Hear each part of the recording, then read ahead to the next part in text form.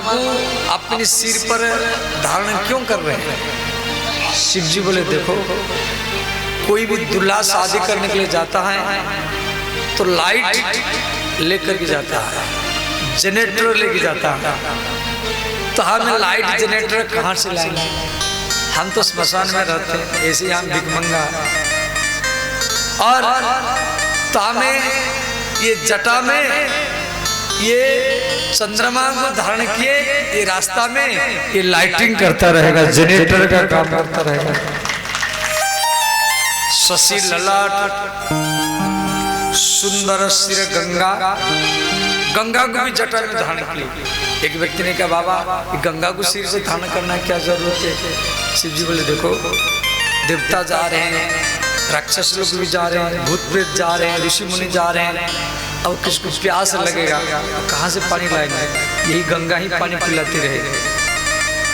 सुंदर सिर गंगा, नयन तीन उपबीत भुजंगा। उपबीत, उपबीत समझाते हैं? उपबीत माने जनेऊ।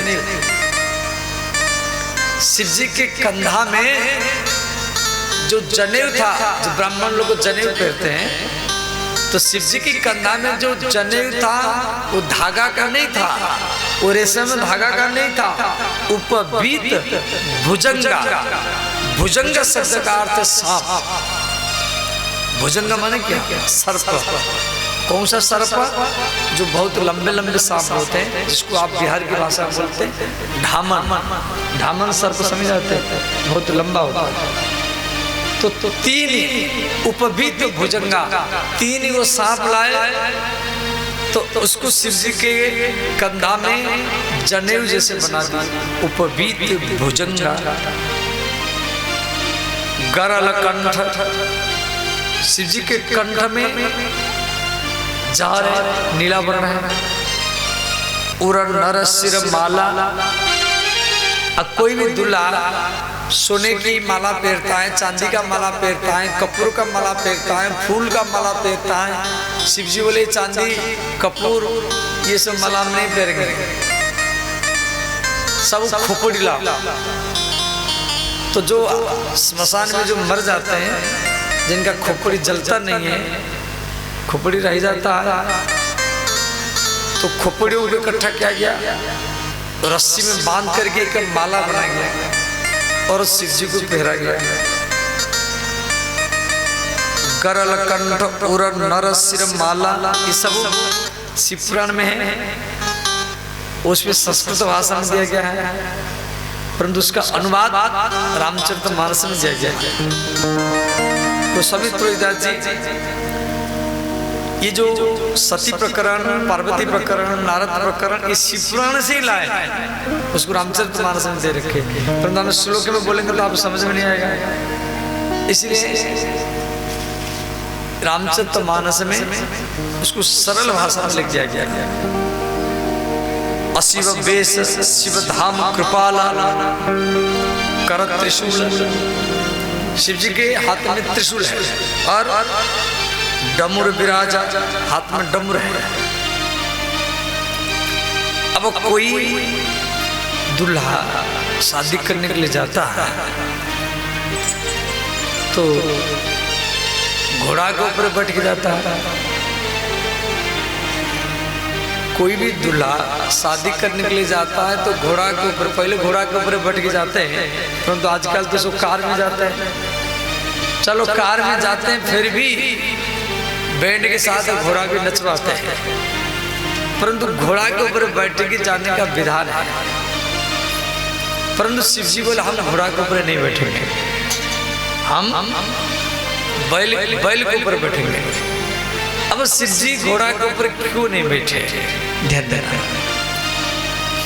घोड़ा जो है वो कामदेव का वाहन है। कामदेव का वाहन घोड़ा है, जैसे विष्णु का वाहन गरुड़ है, कार्तिक का वाहन मयूर है, ऐसे कामदेव का वाहन घोड़ा। शिव जी बोले देखो, और धर्म का वाहन बैल है, धर्म का वाहन बैल है। तो शिव जी बोले देखो, संसार के लोग काम के लिए, भोग के लिए शादी करते हैं, इसीलिए घोड़ा के ऊपर बैठ के जाते हैं। संसार के लोग काम के लिए भोग शादी किया एक विषय भोग का लाइसेंस पत्र है, ऐसा आप किसी स्त्री से किसी पुरुष से मिल नहीं सकते, परंतु शादी के बाद में आप छुटकारा है। तो शिव जी बोले देखो संसार के लोग काम के लिए भोग के लिए शादी करते हैं, इसीलिए घोड़ा के ऊपर बैठ के जाते हैं। हम काम के लिए भोग के लिए शादी नहीं कर रहे, हम राम हमारी तो इच्छा नहीं था शादी करने के लिए, हम राम की इच्छा को पूर्ति करने के लिए शादी कर रहे हैं, इसलिए बैल के ऊपर ही बैठ कर ही जाएंगे। राम विग्रहवान धर्म, धर्म ही बैल है और धर्म कौन है ना, राम विग्रहवान धर्म। शिव पुराण में कहेगा राम ही धर्म है, इसलिए भगवान महादेव बैल के ऊपर बैठ कर गए। अब बैल के ऊपर बैठ कर गए तो कैसे गए, शिव जी का मस्तक पीछे की ओर रहा, और कोई दुल्हा बैठ के जाता है वो सोचता है सब मुझे देखे, दुल्हा जब भी जाता है सब मुझे देखे, परंतु शिव जी बोले नहीं ना हमको कोई ना देखे, वो पीछे की ओर मुख कर उनका मुख बैल के पीछे की ओर रहा। इस प्रकार शिव जी जा रहे हैं।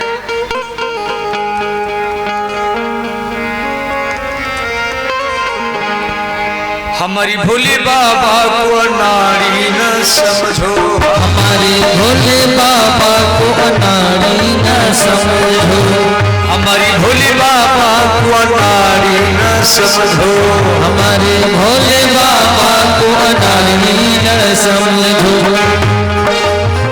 हमारी भोले बाबा के पहले सवारी, हमारे भोले बाबा की पहले सवारी, हमारी भोले बाबा के पहले सवारी, हमारे भोले बाबा की पहले सवारी।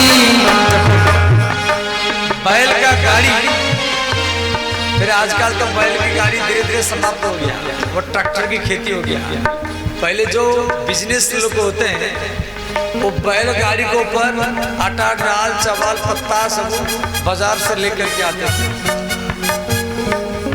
बैल को देखी व्यापारी न समझो, बैल को देखी व्यापारी न समझो, बैल को देखी व्यापारी न समझो, बैल को देखी व्यापारी न समझो।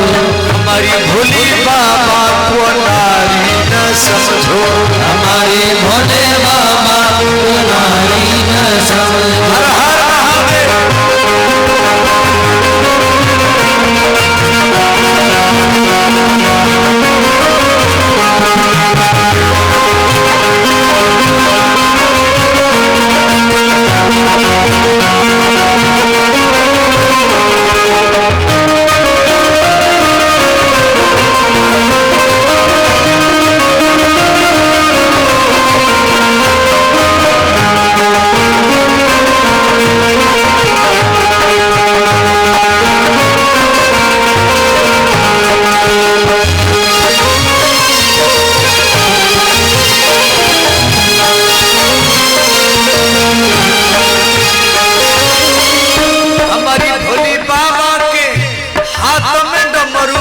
हमारे भोले बाबा के हाथों में डमरू, हाथों में डमरू हो, हाथों में डमरू, हाथों में डमरू हो, हाथों में डमरू। भोली बाबा के हाथ में डमरू है और भगवान महादेव डमरू बजाते हैं। नृत्यावसाने नटराज राजो ननाद भक्करम नवपंचवारम, भगवान महादेव 14 बार डमरू बजाए, वही शिवसूत्र जालम, और उसी से ये व्याकरण शास्त्र बना है शिव जी के डमरू से। और डमरू कौन रखता है, जो बांदर नचाता है, बांदर नचाने वाला मदारी। डमरू को देखी मदारी न समझो, डमरू को देखी मदारी न समझो, डमरू को देखी मदारी न समझो, डमरू को देखी मदारी न हमारी भोली बाबा को नारी न समझो, हमारे भोले बाबा को नारी न समझो।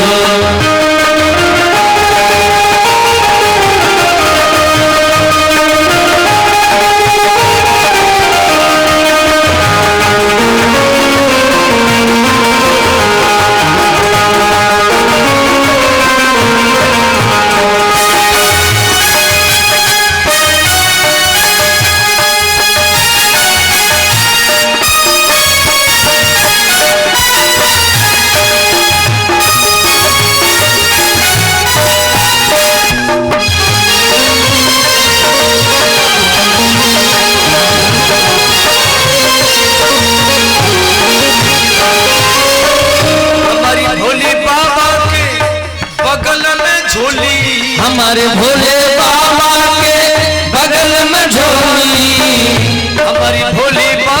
के बगल में झोली, हमारे भोले बाबा के बगल में झोली, बगल में झोली हो, बगल में झोली, बगल में झोली हो, बगल में झोली।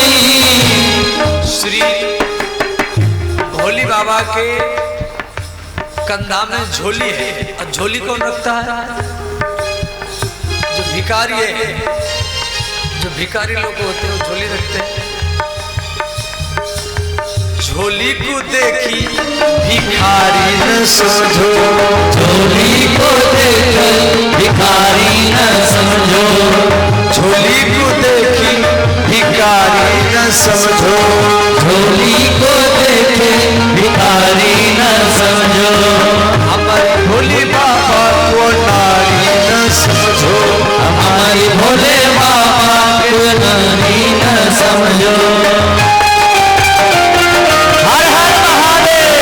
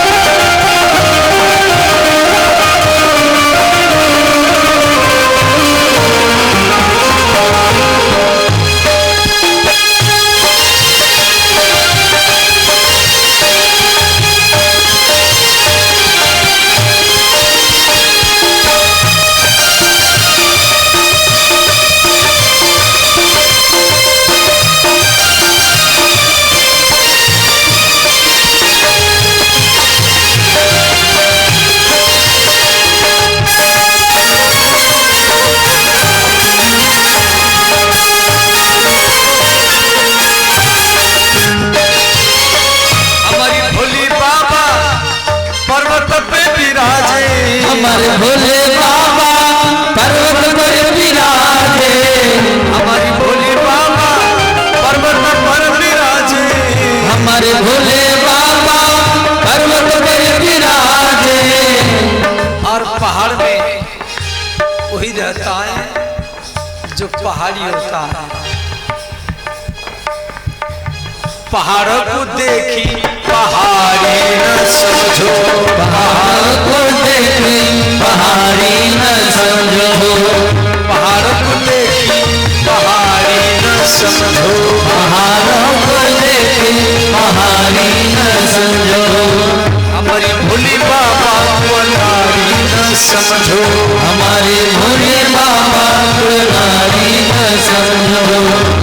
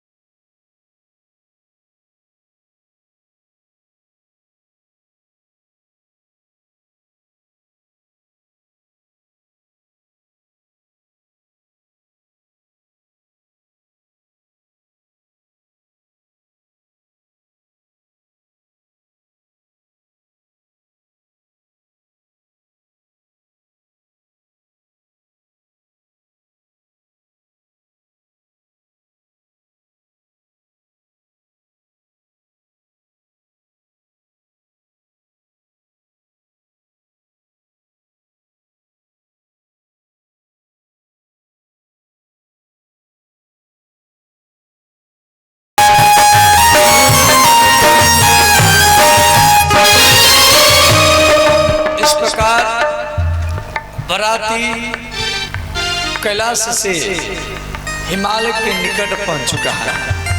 कोई भी बराती गांव में आती हैं तो पहले गांव के बच्चे जाकर के देखते हैं। तो हिमालय में जितना सब बच्चे थे सब जाकर के बराती देखने के लिए गए और उन बच्चों में भूत प्रेत सब आ गए। सब बच्चे देख करके आए, कोई उल्टी करने लगा, कोई मलमूत्र त्याग करने लगा, किसका बोली बंद हो गया, कोई बेहोश पड़ा है। अब इधर पर्वतराज हिमालय अपनी पत्नी मैना को बोले, देवी बराती आ चुका है, अब बराती का स्वागत करने के लिए जाओ। तो हिमालय की पत्नी मैना अपनी सखियों को लेकर के दूल्हा का स्वागत करने के लिए गए, आरती करने के लिए। तो शिव जी का जो बराती जा रहा है, आगे आगे देवता लोग जा रहे हैं, उसके पीछे ऋषि मुनि जा रहे हैं, उसके पीछे राक्षस लोग भी जा रहे हैं, बड़े बड़े राक्षस, बणासुर है, रावण है, ये सब शिव जी के भक्त सब है। और उसके पीछे पीछे भूत प्रेतों के बीच में भगवान महादेव जा रहे हैं। आगे आगे देवता, उसके पीछे ऋषि मुनि, उसके पीछे राक्षस समाज, उसके पीछे भगवान महादेव भूत प्रेतों के बीच में जा रहे हैं। तो देवताओं के बीच में भगवान विष्णु हैं। भगवान विष्णु भी बराती में गए हैं। तो और विष्णु भगवान तो बहुत सुंदर है। तो हिमालय की पत्नी मैना विष्णु भगवान का आरती करने के लिए गए। भगवान विष्णु बोले, आप किस लिए आई हैं? तो मैना बोली, मैं पार्वती की माँ हूँ, मैं पार्वती की माँ हूँ, मैं दूल्हा का आरती करने के लिए आई, तिलक करने के लिए। भगवान विष्णु बोले, देखो हम दूल्हा नहीं है, हम दूल्हा नहीं है, हम तो बराती है, दूल्हा तो पीछे है। अब मैना मन ने विचार की, जिसका बराती इतना सुंदर है तो दूल्हा कितना सुंदर नहीं होगा। कुछ देवता लोग आगे आगे जा रहे हैं, कुछ देवता लोग सब सुंदर है, मुकुट कुंडल है। तो मैना प्रसन्न हो गई, जिसके बरात में विष्णु जैसा, जिसकी विवाह में विष्णु जैसा व्यक्ति बराती बन करके आए तो दूल्हा कितना सुंदर नहीं होगा। और खुश हो गई। फिर आगे गई, बड़े बड़े ऋषि मुनि साधु संत दाढ़ी में छुपा ले, वशिष्ठ, विश्वामित्र, भरद्वाज, गौतम आदि आदि सब ऋषि मुनि। वो बोले नहीं नहीं दूल्हा और पीछे जाओ। राक्षस लोग वो बोले नहीं नहीं और पीछे जाओ। इधर भगवान महादेव नंदी को बोले, नंदी सावधान, हमारी जो सास माता है वो हमारी आरती करने के लिए आ रही है, इसलिए इन भूत प्रेतों को बोलो यहाँ से कुछ समय के लिए भाग जाए। क्यों? इनको देख कर क्यों घबरा जाएगा। किसका टाँक ही टाँक है, किसकी दांत ही दांत है, किसकी आँख ही आँख है, किसका पेट ही पेट है। तो नंदी ने कहा, भूत प्रेत सावधान, कुछ समय के लिए यहाँ से भाग। सब भूत प्रेत भाग गए। भगवान महादेव नंदी के ऊपर, इधर देवी मैना दूल्हा के चरण को धोया। उसके बाद में तिलक किया, तिलक के बाद में आरती की। शिवारती संभारी मैना, शुभ आरती संभारी, संग सुमंगल गा बही नारी। कांचन थाल, सोने का थाल में आरती सजा हुआ, सोहे बर पानी, परीक्षण चली हरसी हरसान। आज जैसे आरती किया शिव जी को, और शिव जी के गला में सांप है, शिव जी की गला में सांप है, और ये आरती कर रहे हैं तो सांप फुफुकार किया, और जैसे सांप फुफुकार किया तो और सांप को देख करके मैना घबरा गई, और उसके हाथ से आरती का थाल नीचे गिर गया, आरती बुझ गया, वो भयभीत होकर भाग गई। भागी भवन पैठियति त्रासा, भागी भवन पैठियति त्रासा, भागी भवन पैठियति त्रासा, भागी भवन पैठियति त्रासा। देवी मैना भयभीत होकर भाग गई। गए महेश जहां जनवासा, जहां जनवासा था, जहां रहने का व्यवस्था था, शिव जी पूछते हुए वहीं चले गए। इधर मैना जाकर के रोने लगी, वो पार्वती को गोदी में लेकर के इतना रोने लगी, नारद कर्म कहा बिगाड़ा। मैना पार्वती को गोदी में लेकर के बोली, बेटी मैं नारद जी का क्या बिगाड़ा, वो मेरे बेटे को बहका बहका करके तपस्या कर तुझे ऐसा पति मिलेगा, और ऐसा ये दुलाया है, उसको इस गला में सांप है, सर्प है, उधर को सपेरा है, रोने मेरे बेटी वाले कुमारी रहे और राजकुमारी है, ऐसा दुल्हा से मैं शादी नहीं कराऊंगा। तो उस समय श्री वामदेव ऋषि आए, नारद जी आए और समझाए, बोले महारानी रो मत, ये भवानी है, कर्म लिखा जा बामू ना हो, जो कर्म में लिखा हुआ है वही होगा। अजा अनादि शक्ति अविनाशिनी, सदा शंभु अर्धंग निवासिनी, ये अनादि है, भवानी है, जगत माता है, ये शिव जी के है। वो तो कुछ दिन के लिए आपके परिवार में जन्म लिया है, ये पिछली जन्म में सती थी, अभी इस समय पार्वती के रूप में जन्म लिया है। अब आप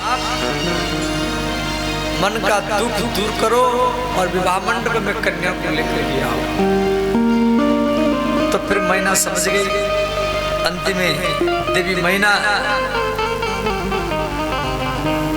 और श्री हिमालय राज देवी पार्वती को विवाह मंडप में लेकर के आए। भगवान महादेव विवाह मंडप में बैठे और श्री पार्वती को हिमालय राज अपनी गोदी में लेकर के बैठे। ब्रह्मा जी मंत्र बोल रहे, भृगु ऋषि भी है और तो दुल्हा दुल्हन के 3 पीढ़ियों के नाम लिया जाता है। भृगु जी बोले शिव जी को, ये बोले हिमालय को बोले जो बेटी का 3 पीढ़ियों का नाम बताता। तो पार्वती के पिता हिमालय, हिमालय के पिता द्रोणों, द्रोणों के पिता सुमेरु पहाड़, 3 पीढ़ी हो गया।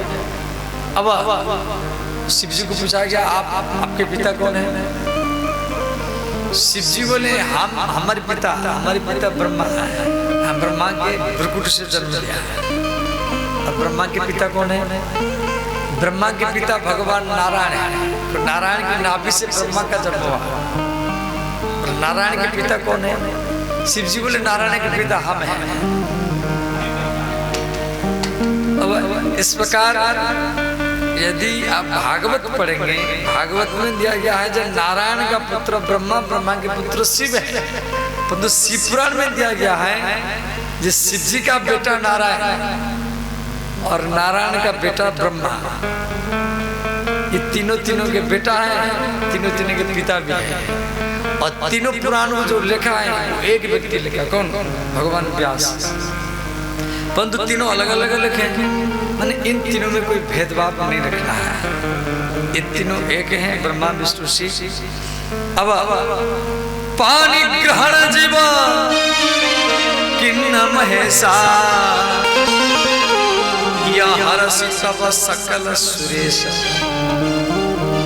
भगवान महादेव के हाथ में पार्वती का हाथ पकड़वा गया, पार्वती के हाथ को हिमालय राज शिव जी के हाथ में पकड़वाया। भगवान महादेव पार्वती के